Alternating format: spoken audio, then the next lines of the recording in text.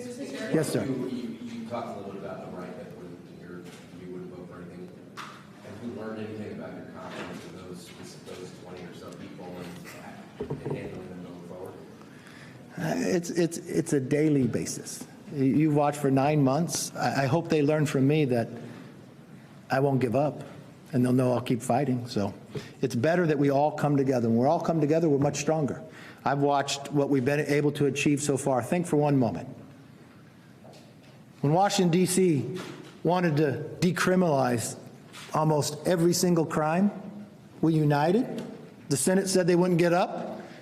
We had 172 Democrats vote against it. We had the president say veto it and he ended up signing it. We went and heard parents across the country. They'd get arrested when they'd go to a school board meeting simply because they wanted to talk about what was happening. We passed the Parents' Bill of Rights. We ended the pandemic when they said the Senate wouldn't take it up and the president wouldn't sign it. We passed the most conservative border security bill in the history of Congress. We passed an energy bill that would make us energy independent and create more jobs, lower inflation. We were able to get the largest cuts in American history during the debt. We were able to cut more than $2 trillion, get work requirements that the president said would be a red line, get NEPA reform for the first time in 40 years, and put a provision in that would put a 1% cut across the board if the House and Senate doesn't do their job. So we got the Senate at least to pass approach bills in committee. They just have a hard time getting it to the floor. So the one thing I've learned is get things done, bring others along, and look, I welcome those 21 back in, and we would get a better and more conservative bill if they would simply vote with us. Mr. Speaker, Yes, ma'am. I know Senator Mullin was over on the side of the Capitol a lot this morning. What were your conversations like with Leader McConnell? Did you talk to him this morning?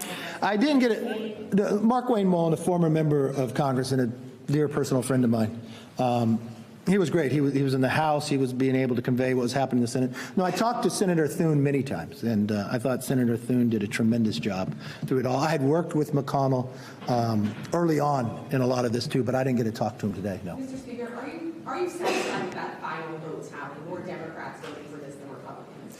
Okay, let's understand. There's different ways bills come up. If I bring a bill up under a rule, it only takes 218 to pass. If it's on suspension, it takes Republicans and Democrats together. We had the majority of the Republicans voting for it. But let's put it in perspective. What happened prior to the bill? The Democrats first wanted to adjourn. Can you imagine hours away from shutting down and they wanted to adjourn? Then they came down and all voted by a card to delay it, to delay it, to delay it. Then the leader went and took a magic minute to keep talking and delaying it and delaying it and delaying it. So I think at the end of the day, we kept the government open, kept paying our troops to finish the job we have to get done. Yes, sir. What do you think the consequences should be for deliberately pull the fire alarm once that's You know, I think ethics should look at this, but this is serious. When you think of how other people are treated when they wanted to come in and change the course of what was happening in this building. And did he deny he did it when it's on tape? And I'm going to have a discussion with the Democratic leader about it, but this should not go without punishment. This is an embarrassment. You're elected to be a member of Congress. You pulled a fire alarm in a minute of hours before the government being shut down, trying to dictate that government would shut down? What's going through a person's mind like that? But we will find the right ability to deal with this. Yes? Just on the Ukraine, what can you say to people in Kiev? Do you still stand by them? Do you support Yes. Yes, I do. And what Russia has done is wrong, but I believe in whatever we do, we have to define what victory is and what the plan is. And I think what the White House needs to do is come down and talk with us and lay it out where we have a part of it say as well.